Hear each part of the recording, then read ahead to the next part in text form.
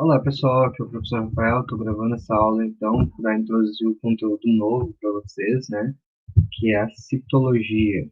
Então eu vou colocar aqui uma tela para apresentar, só um momento.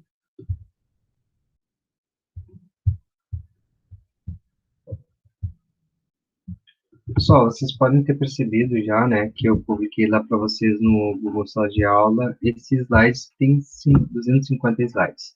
Só que assim, ó, tomem cuidado, tá? Esses 250 slides não é para vocês lerem, né, tudo agora e tal. Não, calme, relaxem, que eu vou ir postando aos poucos as gravações das aulas, né?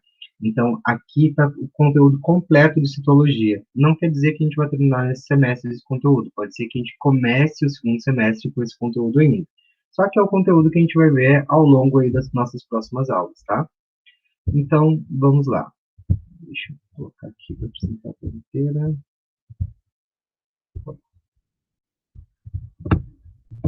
Então, alguns tópicos abordados ao longo desse conteúdo completo. Hoje, a gente vai trabalhar sobre a teoria celular, e vamos falar um pouquinho só sobre a bioquímica celular, porque o foco da nossa segunda aula será a bioquímica celular. Depois, tá? Depois a gente vai falar sobre o metabolismo celular e, por final, para encerrar todo esse conteúdo sobre citologia, a gente vai falar sobre a reprodução celular, que é ali sobre mitose, meiose e assim por diante, ok? Bom, antes da gente começar, é importante, então, destacar uma coisa, né? O que é a biologia dos sistemas? Então, quando eu falo de biologia de sistemas, eu estou falando ali de um nível de complexidade, ou um nível de hierarquia biológica, que se dá primeiro a sequência, essencialmente genômica, depois estrutura de moléculas, estrutura de organelas e assim por diante, as funções dos componentes celulares ou dos órgãos, a interação entre eles, a rede metabólica, a fisiologia, o organismo e o ecossistema como um todo.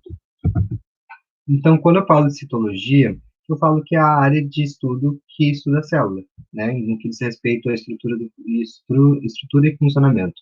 Então, do grego kitos, que significa célula, mais logos, que significa estudo. As células, pessoal, elas são unidades morfofuncionais dos seres vivos, ou seja, todos os seres vivos possuem células, assim como toda matéria possui átomos. Então, a história da citologia, ela começa lá no ano de 1590, onde Hans e Heinrich Jensen inventaram um pequeno aparelho de duas lentes que chamaram de microscópio. Daí, em 1665, Robert Hooke observou os espaços vazios de uma cortiça, aos quais chamou de célula, ou seja, pequena célula. Então, aqui nós temos o microscópio de Hooke, e aqui nós temos essas células, que na verdade eram as nossas células. Bom, daí nós temos aqui o Theodor Schwann, em 1839, que ele observa a existência de células nos animais e nos vegetais, e daí com isso surge a teoria celular, que significa, que fala o seguinte, que todos os seres vivos são constituídos por células. E nessa teoria nós temos aqui que as células são unidades morfológicas, unidades funcionais ou fisiológicas e unidades reprodutivas.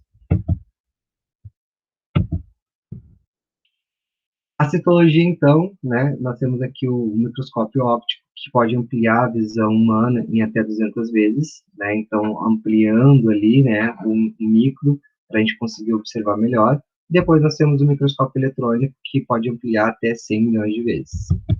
Então, os seres vivos são formados por células que podem ser divididos em unicelulares, ou seja, seres vivos que são formados por uma única célula, são exemplos bactérias, algas e alguns protozoários. Nós temos seres pluricelulares, que são seres vivos formados por muitas células, que são os animais e vegetais, como por exemplo. E as células podem ser categorizadas por tamanho, como microscópicas e macroscópicas. Então, as microscópicas, elas são inferiores a 0,1 milímetros. As macroscópicas, elas são superiores a 0,1 milímetro e podem ser vistas a olho nu, certo? Então, aqui nós temos um ovo, né, que pode ser representado também por uma célula, e temos a fotografia de uma laranja, que é um macro, uma célula macroscópica, digamos assim, né, um organismo macroscópico. Temos aqui os tipos de células, né? O célula animal, célula vegetal e célula bacteriana. A célula animal e célula vegetal são células eucariontes, ou seja, que possuem um núcleo protegido por um envoltório nuclear, enquanto a célula bacteriana ela não possui, então por isso que o nome dela é procarionte. Temos vários formatos de células, temos células discoides, como as hemoglobinas, temos as células esféricas, como os adipócitos, temos as células fusiformes e alongadas, como o tecido muscular estriado, temos também as células estreladas, como as células do tecido nervoso. Sobre as estruturas da célula, a gente pode falar que são basicamente formadas por três partes, né? Uma membrana, que é uma capa que envolve a célula. Nós temos o citoplasma, que é uma região que fica entre a membrana e o núcleo, e temos o núcleo que controla as atividades celulares. No núcleo procarionte, ele é difuso, ele tem até uma região nuclear, só que é difusa, ela não tem um envoltório nuclear certinho, certo? Agora, no núcleo de uma célula procarionte, eu tenho uma carioteca, que é uma membrana que envolve esse material genético. Aqui nós temos as organelas de uma célula animal, né? E a gente pode citar aqui, por exemplo, né, no núcleo nós temos a cromatina, o nucleolo, a membrana nuclear. Nós temos também o retículo endoplasmático, o liso e o rugoso. Nós temos o centrosoma, o peroxissoma, a microvilosidade, os microfilamentos, né, os filamentos intermediários, microtúbulos, que estão todos envolvidos no citoesqueleto. Nós temos o lisossoma, a mitocôndria, a membrana plasmática, o complexo de Golgi e o ribossoma, ou ribossomos. Então, a membrana plasmática ela é uma capa, como eu falei anteriormente, dupla, que envolve e protege todo o interior da célula. Ela permite, então, uma permeabilidade seletiva, ou seja, a capacidade de selecionar substâncias para entrarem ou saírem de dentro da célula. Então, aqui nós temos o modelo do mosaico fluido da membrana plasmática. A membrana plasmática ela possui proteínas mergulhadas numa bicamada de fosfolipídios, né? Esses aqui são os fosfolipídios, essas cabecinhas aqui, essas perninhas. E nós temos também no meio extracelular ali, nós temos um glicocálice, que é formado de proteínas e carboidratos. Então, nós temos a parede celulósica, que é uma parede constituída por celulose, que ela reduz a perda de água e promove a rigidez das células. Ela é normalmente encontrada nas células vegetais, né? Então, aqui está a parede celulótica, né? Que ela, além da membrana plasmática, ela ajuda, então, a proteger aí contra a perda de água. Nós também temos alguns tipos de paredes, né? Mas é feita de glicoproteínas, em bactérias, por exemplo, que também apresenta parede celular, mas não uma parede celulóide. Então, o citoplasma, ele fica entre a membrana e o núcleo, ele é preenchido pelo hialoplasma, e é onde se encontram dispersos os organoides, ou seja, organelas citoplasmáticas, que garante o bom funcionamento da célula. O hialoplasma, gente, ele é como se fosse um líquidozinho, um gelzinho, que fica ali no nosso citoplasma, tá? Bom, nós temos aqui uma visão geral, aqui de novo, né, da célula. Aqui mais uma, ó. As células com suas organelas, né, bem bonitinha. Nós temos as organelas citoplasmáticas, como mitocôndria e complexo de Golgi. A mitocôndria ela é responsável pela respiração celular e produção de energia. As células que utilizam bastante energia têm muitas mitocôndrias, por exemplo, as células musculares. O complexo de Golgi ele é formado por pequenas bolsas que servem para armazenar e descartar substâncias, né? Depois nós temos o retículo endoplasmático, que é responsável pelo transporte, distribuição e armazenamento de substância, e forma uma rede de canais que ocupam grande parte do citoplasma. E os lisossomos, eles são estruturas responsáveis pela digestão celular. A gente fala que eles fazem fagocitose, ou pinocitose. A fagocitose, ela é a digestão de partículas sólidas no meio intracelular, e a pinocitose é a digestão de partículas líquidas no meio intracelular. Nós temos os centríolos, que participam do processo de formação de cílios e flagelos e da divisão celular, ou seja, na multiplicação das células. Nós temos os cloroplastos, que são responsáveis pela fotossíntese. É nessa estrutura que nós encontramos a clorofila, ou seja, o pigmento verde, e são encontrados apenas em células vegetais. Lembrando que a mitocôndria ela também pode ser encontrada em células vegetais, ok?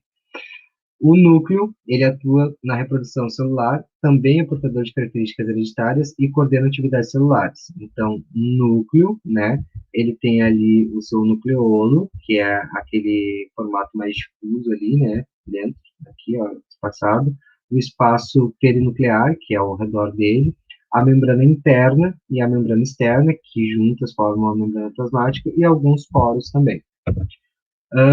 Nós temos a carioteca, que é uma membrana dupla e porosa que envolve o núcleo, permitindo a comunicação com o citoplasma. Nós temos o nucleoplasma, que é uma massa fluida limitada pela carioteca, que ocupa o interior do núcleo. Nós temos a cromatina, que é um material constituído por DNA, ou material genético, responsável pelas características hereditárias. Nós temos o nucleolo, que são estruturas capazes de produzir proteínas, e nós temos aqui como principais constituintes dos seres vivos, né? Nós temos os componentes inorgânicos e os componentes orgânicos. Os componentes inorgânicos a gente pode citar como água e sais minerais, e os componentes orgânicos a gente pode citar aí os aminoácidos, proteínas, ácidos nucleicos, carboidratos, lipídios e vitaminas.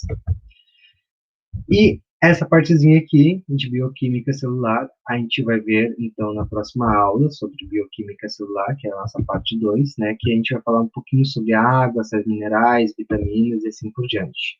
Mas com o título introdutório, um pouco antes, né, a gente pode falar, então, que nós temos os macro e micronutrientes. Nós chamamos de macronutrientes aqueles nutrientes que a gente precisa consumir mais para manter o equilíbrio metabólico, e os micronutrientes aqueles que a gente precisa consumir menos.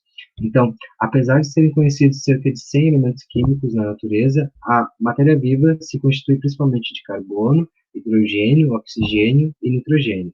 Outros elementos biologicamente importantes são o sódio, potássio, cálcio, fósforo, enxofre, cloro, entre outros. A combinação desses elementos origina as moléculas que compõem as células e que são responsáveis pelo seu funcionamento. Então, nós temos aqui as moléculas orgânicas, como eu falei antes, né, que são as vitaminas, carboidratos, lipídios, proteínas e ácidos nucleicos, e as inorgânicas, que são água, sais minerais, e os elementos químicos, eles provêm dessas moléculas aqui. Então, aqui nós temos os níveis de organização celular, né, que é bem interessante. Então, nós temos a célula, que é o quarto nível, onde tem a célula e as organelas. Depois, os terceiro nível são complexos supramoleculares, como cromossomos, membranas plasmáticas e parede celular.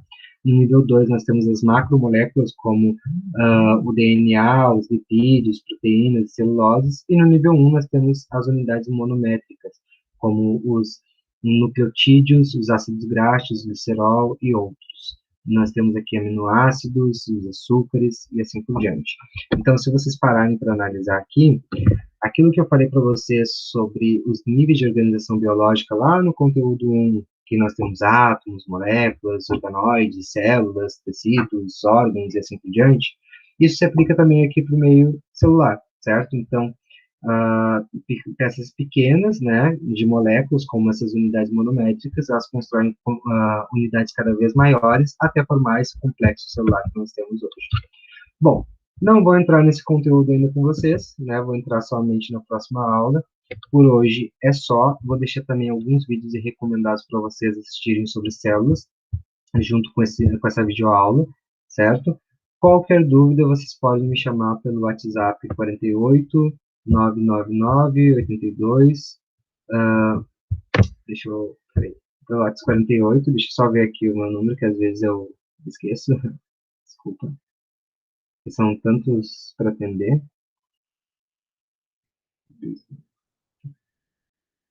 Um momento.